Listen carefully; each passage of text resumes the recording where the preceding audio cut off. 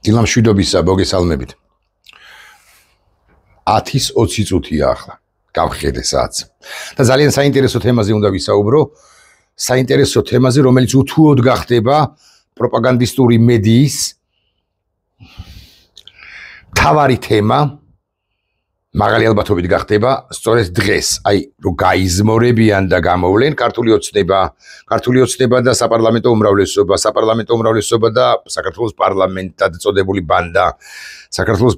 წოდებული ბანდა და მისი დანამატები პროპაგანდისტური მედია პირველ ყოვლისა თავარი საბჭო და ინდივიდები ეს პრემიერად წოდებული კობახიძე პარლამენტის თავმჯდომარედ წოდებული პაპუაშვილი სხვები დასცემენ ყიჟინას დინარაზე არ დამავიწყდეს დინარაძეც დასცემს ყიჟინას მეგობარი აქტი და აქ ძალიან დიდი მნიშვნელობა აქვს ზმნას ისინი იტყვიან ასე მეგობარი აქტის მიღება აღარ მოხდება ან მსგავსი ზმნა იქნება გამოყენებული მეგობარი აქტი არა შეჩერებულია მიღება მეგობარი აქტისა არამედ დასრულებულია მოკლედ მეგობარი აქტს აღარ მიიღებს შეერთებული შტატები და ვიდრე ეს მოხდება ანუ ვიდრე გაიზმორებიან თუ რომელიმე თქვენგან შემოხდება ჩემი ვიდეო ბლოგი ხო რაც მეც შემოხდება ბუნებრივია უკეთესია ამიტომაც ჩავწერე ამიტომაც ვწერ ასე ადრიანად მე ბარემ გეტყვით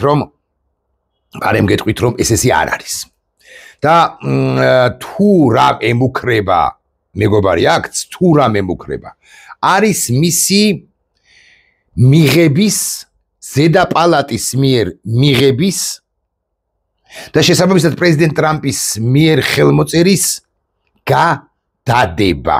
ოღონდ ისიც თუ რამ ემუქრება. ამასთან დაკავშირებით ორი ვერსია არსებობს. მე ახლა დეტალურად არ ავხსნი რა პროცედურებია და რატომ შეიძლება იყოს გადადებული. უბრალოდ მოკლედ ვიტყვი, რომ შეიძლება იყოს გადადებული, შეიძლება არ იყოს გადადებული. აი ნებისმიერ წამს შეიძლება ეს ზედა პალატამ განიხილოს ივლისშივე, აგვისტოში ალბათ ვეღარ, ან სექტემბერში, მაგრამ ყველაზე მაქსიმუმ ეს შეიძლება განიხილოს ზედა პალატამ და ნაკლები ხმით მიიღოს, ანუ 100 სენატორია მოგეხსენებათ ზედა პალატაში, ნაკლები ხმით მიიღოს სენატმა ეს 51 ხმით უკვე წლის ბოლოს, როდესაც ამერიკის შეერთებული შტატების ბიუჯეტი იქნება დამტკიცებული. ამასთან დაკავშირებით, რომ შეიძლება, მოგდე ყველა სიტყვას სუსტად ვიტყვი, თან ამ დეტალებსაც არ აქვს, იმიტომ რომ რთულად ასახსნელია და გულახდილად გეტყვით, რომ მეც ბოლომდე კარგად არ ვარ გარკვეული, იმიტომ რომ არსებობს მინიმუმ ორი ანალიზი იმასთან, ორი ვერსია კი არა, ორი ანალიზი იმასთან დაკავშირებით და მდგომარეობაში ვართ ახლა. ამასთან დაკავშირებით ინფორმაცია გაავრცელა ნანა საჯაიამ, ჩვენმა ასე ვიტყვი, ერთი საუკეთესო მოქალაქემ და მეორე ესე არაოფიციალურმა თუ არა ფორმალურმა მმართველმა არა, ელჩმა საქართველოსი შეერთებულ შტატებში და ის ამბობს, რომ ესე იგი მეგობარი აქტი არის სენატში, მე ამბობ ვკრებ, სენატიდან პრეზიდენტის მაგიდამდე არის ორი გზა, პროცედურული და სწრაფ გზას ქვია hotline. რა არის hotline? Hotline-ია როცა კონკრეტული კომიტეტი აცხადებს hotline-ს და სენატის 100-ვე წევრი აფიქსირებს პოზიციას, ან აძლევს საშვს პროექტს, რომ პრეზიდენტმა მოაწეროს ხელი, ან აჩერებს მას, აკეთებს hold-ს, ეგრეთ წოდებულს. Hotline ეხება კანონის ჩქარებულად ხენათში დებატების და ცვლილების გარეშე მიღებას, ანუ არანაირი 100-ვე თუ არის მომხრე, არანაირი ცვლილება არ მოხდება ქვედა პალატაში მიღებული კანონისა და დებატებიც არ გაიმართება, ამიტომაც სჭირდება მას 100-ვე, ანუ სრული უმრავლესობა კი არა, აბსოლუტური უმრავლესობა, ხო?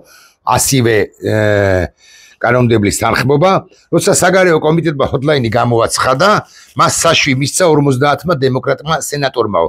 მაინც მიწევს რაღაც დეტალებში ჩაძრომა, ხო? ნანა ესაუბრა ამა თუ იმ სენატორის სტაფერებს და hold-ში მისი თქმით hold-ი, ანუ შეჩერება მოახდინა 3 სენატორმა, ესენი არიან რენდ პოლი რომელიც ზოგადად არ ეთანხმება რუსეთის სანქციებს და სანქცირებასაც კი და ხოლმე მოსალოდნელი იყო მისგანო, ასევე მარკ ვეინ მალენი და მაიკ ლი მათ სანქციებთან ასეთი რადიკალური მიდგომა როგორც რენდ პოლს არ აქვთ და ასე შემდეგ. მოკლედ ნანა ამბობს ამგვარ რამეს, მაგრამ ამასთან დაკავშირებით სხვა ვერსიაც არსებობს და იმ ვერსიასაც მოკლედ გაგაცნობთ. რომ ესე იგი მოლაპარაკებები სხვა კანონპროექტის ავტორებთან და შეიძლება გაიმართოს და შეთანხმდნენ ვინ რას აძლევს ხმას რის სანაცვლოდ, ანუ რაში შეიძლება გაიცვალოს მეგობარი აქტი იგივე რენდ პოლთან მაგალითად. ასე მუშაობს კონგრესი, განსაკუთრებით მისი ზედაპალატა სენატი, 100 წევრია. მისი ინფორმაციით არც მალენს და არც ლის, ანუ არა რენდ პოლს, არა მალენს და ლის ინტერესი არ გამოუხატავთ, რაში გაცვლის, სხვა რამეში გაცვლის. ეს ჰოლდი, რომელიც სამმა სენატორმა დაადო, მუდმივი და მოუხსნელი ჯადო არ არის, აკი ამიტომაც თქვი, რომ სულ მაქსიმუმ გადაიდოს. და რთულია, რასაკვირველია, ვიდრე ბიზინა ივანიშვილი აქ ჯოჯოხეთს აკეთებს, ჩვენთან ჯოჯოხეთს აკეთებს. ყოველი დაკარგული დღე, ასე უნდა ვთქვა, ჩვენთვის არის უმძიმესად გადასატანი, იმიტომ რომ ბიზინა ივანიშვილს ეძლევა გული, გონია ან პროპაგანდა აჯერებს მას, რუსეთი აჯერებს და რა ვიცი, თავის თავს აჯერებს, რომ არავით არის სანქციები შეერთებული შტატებიდან არ იქნება და შესაბამისად გონია, რომ აქვს კარტ ბლანში ყველაფრის გაკეთებისა. აქ კარტ ბლანში შეგნებულად ვახსენე, რაღაცა ჰოლდი ვახსენე, ვისაც პოკერი უთამაშია. მეორე გზა არის უფრო ხანგრძლივიო, ნანა ამბობს, პროცესი მეგობარი ხდება NDAA-ის ყოველწლიური ბიუჯეტის კანონპროექტის ნაწილი. და ამ შემთხვევაში მას სჭირდება ასივე მას არ სჭირდება უკაცრავად არ სჭირდება ასივე სენატორის მხარდაჭერა, თუ მეგობარი დიდი პროექტის ნაწილი გავა კენჭისყრაზე, ნაწილად გავა კენჭისყრაზე, ის გადის მარტივი უმრავლესობის წესით, ანუ ასე რომ და გაჭედოს თუ გამოჭეროს რენდ პოლმა თუ სხვებმა 51 ხმა იქნება საჭირო და ნანას ინფორმაციით თანასპონსორები ამაზე უკვე მუშაობენ. ამიტომ რომ საქართველოს ოცნება ამბობს რომ მეგობარი აქტი შეჩერებულია, ამას არ ამბობს, შეჩერება ნიშნავს რომ აი ეხლა აღარ გუშინ იყო, დღეს აღარ არის და ხვალ შეიძლება იყოს არასწორია, ჩემი აზრით ნანას მიერ მოშველიებული, ანუ საქართველოს ოცნება იყოს რომ დასრულებულია, აღარ მიიღებენ და ასე შემდეგ. ხო, შეჩერებულია მხოლოდ hotline, ანუ დაჩქარებული მიღება, ეს არის ანანასეული ანალიზი ვერსია, მოდი ასე ვიტყვი. მაგრამ მას გამოეხმაურა ამერიკაში მცხოვრები ქართველი, რამდენადაც ვიცი, ეს კაცი იყო საქართველოს პარლამენტის დეპუტატი ემზარ გელაშვილი, იქ გაიმართა დიდი და ცხარე კამათი მათ შორის და ის წერს, გვაჩვენეთ დოკუმენტი, სადაც წერია, რომ ჰოლდი 3 სენატორმა დაადო.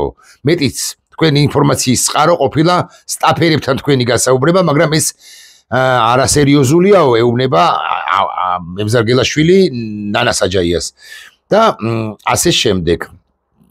როდესაც სენატში ვინმე ჰოლდს ადებს, ამაზე ოფიციალურად იქნება დოკუმენტი და არა სტაფერები რა საუბრობენ კორიდორებში, ეს არ არის დამაჯერებელი წყარო. და ასე შემდეგ. არავით არის შეჩერება, შეფერხება, გაჩერება ჰოლდი არ არსებობს, არც სენატში და არც სენატორების აპარატში. ამას ამბობს უკვე ემზარ გელაშვილი. მე ნანას ეხმაურება, ნანა ამბობს, რომ პრეტენზია, ესე იგი, სხვადასხვა სტატია ბოდიში, ეს არის მნიშვნელოვანი, ახლა ამ შემთხვევაში რა უჭირავს ვილსონს კონგრესმენს და ასე შემდეგ. ნანა ამბობს, რომ ჰოლდი არის ედავება ემზარ გელაშვილი, რომ ეს ოფიციალური და ღია უნდა იყოს, რომელმა სენატორმა დაადო ჰოლდიო. ნანა ეუბნება, რომ ეს არ შეიძლება არც იყოს ჰოლდი ღია, რომ ვიცოდეთ მაინც. მოკლედ გავერკვევით, კი არა, ვინ ვის ჯერა, ხო? ვინ ვის უჯერებს ამ ამბავში, ამაზეა საუბარი, მაგრამ ორივე, რაც თავარია, ორივე პირი, ვინც ერთმანეთთან კამათობს, ჩხუბობს, მეთქი ასე ვიტყვი, ხო? აგედათოც ჩართულა ნიკურაძე ამ კამათში. ხო, ორივე პირი ამბობს თავარს, რომ მეგობარი აქტი არ გაუქმებულა, მეგობარი აქტის მიღება არ გაუქმებულა. მეგობარი აქტი მიღებული იქნება, მეგობარი აქტს მიიღებენ, თლად გამართული ქართულით რომ თქვა, უკვე მიმდინარე წელს. როგორ მიიღებენ პროცედურულად, მე მესმის რომ ჩვენ ძალიან გვეჩქარება, მაგრამ როგორ მიიღებენ, ეს გამოჩნდება გზა და გზა. მე ვამბობდი რომ სექტემბერში მოხდება, მაქსიმუმ ოქტომბერში შეიძლება NDAA-ის ნაწილი თუ გახდა, ის გადაიდოს მართლაც მისი მიღება გადაიდოს სადეკემბროდ. მაგრამ აქ ორ ნამეზე გავამახვილოთ ყურადღება. პირველ ყოვლისა, რასაკვირველია, გავიმეოროთ, რომ ქართული ოცნების პროპაგანდა, რომელიც დღეს თქვავს მოგახოთ თქვენ ინფორმაციას ანალიზს იმის თაობაზე, ყიჟინას იმის თაობაზე, რომ მეგობარი აქტი მიღებული აღარ იქნება, ეს არის ტყუილი. ამიტომ იმეც რომ ჩახედავთ კობახიძე აგენტს რომ გახედავთ, პაპუაშვილს რომ შეხედავთ და ასე შემდეგ, მათ სიტყვებს რომ წაიკითხავთ, არ ენდოთ. დამთავრებული ამბავია, მეგობარი აქტი იქნება მიღებული.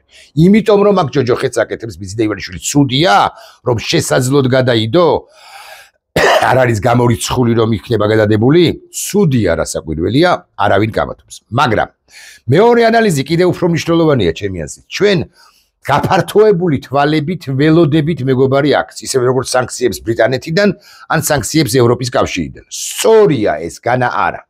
მაგრამ არც ერთ შემთხვევაში არც ერთი სივრციდან დასაწესებელი სანქციები ბიზნე ივანიშვილზე და მის რეჟიმზე არ შეცვლის ჩვენთან ვითარებას, ეს რომ ვიცოდეთ, შეგვეშველება, ქართული მდიდარი ენაა, შეგვეშველება, შეგვეხიდება, წაგვეშველება, რასაკვირველია, იმიტომ რომ ჩვენ ნათლად დავინახავთ, რომ ამერიკელები, ევროპელები და ბრიტანელები არიან ანტიბიზინა ივანიშვილები, ანუ ბიზინა ივანიშვილს არაფერს უტარებენ, არაფერს ეგუებიან იმ პროცესებს, რომლებსაც აწყობს აქ ივანიშვილი ეწინააღმდეგებიან და ასე შემდეგ, იმ ამბებს, იმ ჯოჯოხეთს ეწინააღმდეგებიან, მაგრამ არც ერთ შემთხვევაში ეს არ არის მათი საქმე, რომ ვიცოდეთ მაინც.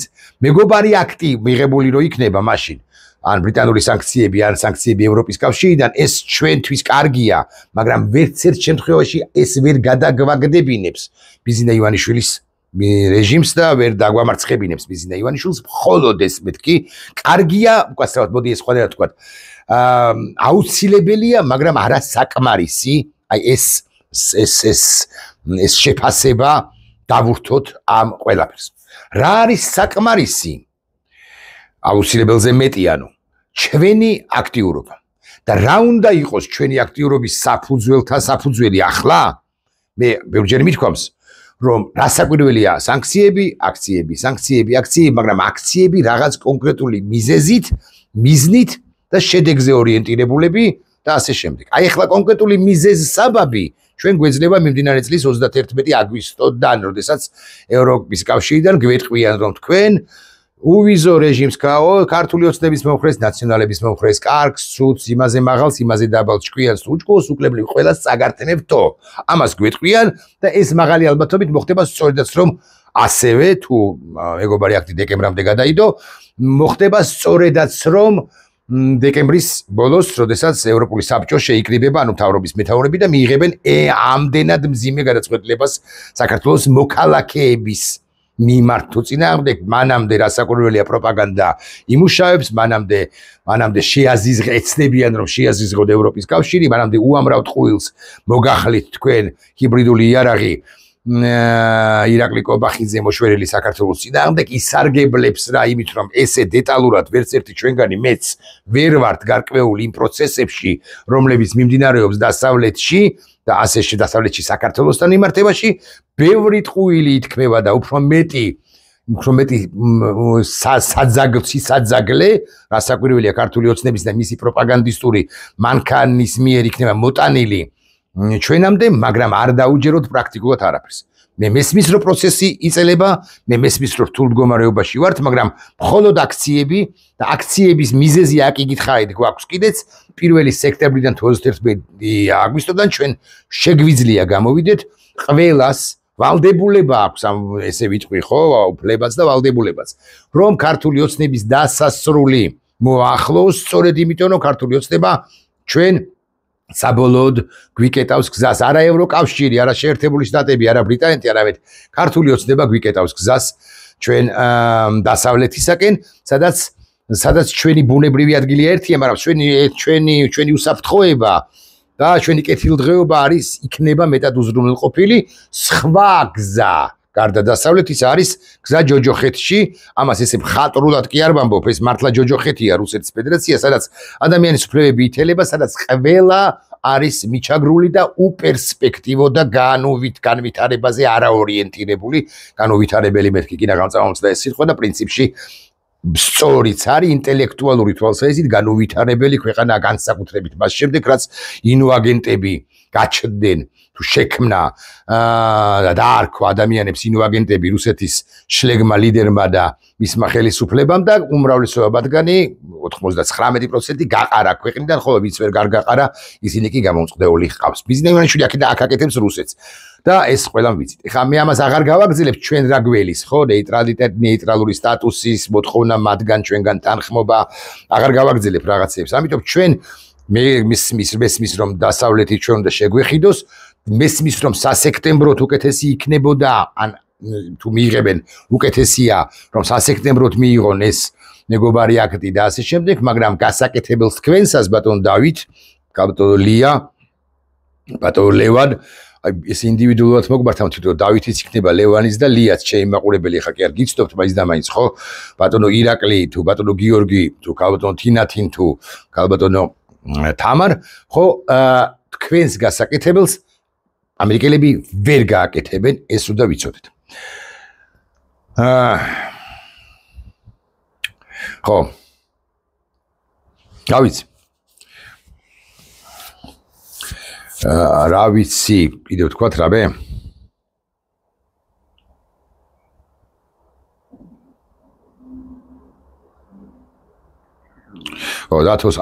დათოსია ხო ეს ნიკურაძის ეს კი ბატონო ბოლო წინადადებას ჩავიკითხავ მისი ბოლო რამდენიმე წინადადებას მისი კომენტარიდან ამ სტატუსიდან ან სტატუსია თუ არ ვწდები ჩვენი საქმე გააკეთოს. უვიზო მიმოსვლის შეწყვეტაზე ევროკავშირის გზამდელი მხოლოდ კოცებს კი არა ხალხსაც ეხებოდა. აბა სადაა ხალხი? ვინ გამოვიდა გარეთ კოცებისთვის იმის სათქმელად რომ მოხნან ცხვირით მიწა და ბრიუსელის ყველა მოთხოვნა შეასრულონ? მე არ მინახავს უვიზო რეჟიმის შესაძლო შეჩერების გასაპროტესტებელი ერთი აქციაც კი, ხო და რა ვიცი, მხოლოდ ევროპამ და ამერიკამ იყვირონ? ჩვენ რას ვაკეთებთ? ის პათოსია, ის შინაარსი და პათოსია, რაც მეც გითხარით, თუმცა მე დათოს კი არ ვეკამათე, მაინც და მაინც არამედ მაინც გამოვთქვავ დათოს როგორც ჩანს და უიმედოდ არის და მე გამოვთქვავ ბჟუტავი მეც იმის თაობაზე რომ ვიხულებთ ჩვენ სასექტემბროდ უნდა ვიხულოთ კიდეც. მეგობარი აქტი მიღებული იქნება, მეგობარი აქტს მიიღებენ. ეხლა ჩართეთ პროპაგანდისტური მედია, იქ სხვა კარდები დაგხვდებათ. შალვაია პაპუაშვილი იტყვის რომ ამერიკელებმა აგე შეცვალეს გადაწყვეტილებაო. შალვა პაპუაშვილმა ჯობია როგორი ირმებიო ბოდიში სტატუსის გამოვაქვეყნე ამაზე. ბოდიში შალვა პაპუაშვილი აი იმ დროს როდესაც ამერიკელები აქ მართავდნენ წვრთნებს ყაველაშვილი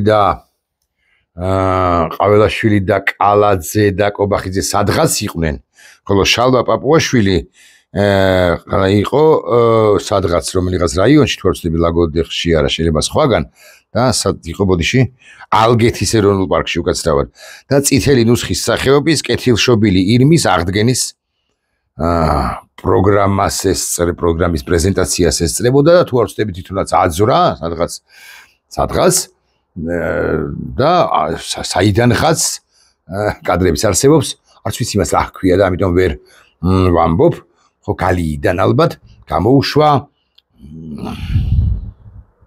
კეთილშობილი ირემი და მიიღო ეს კეთილშობილ ირემზე მსრუნველი კაცის იერი საქართველოს პარლამენტის თავმჯდომარედ წოდებულმა გავლენის აგენტმა რუსეთისა ნახვამდის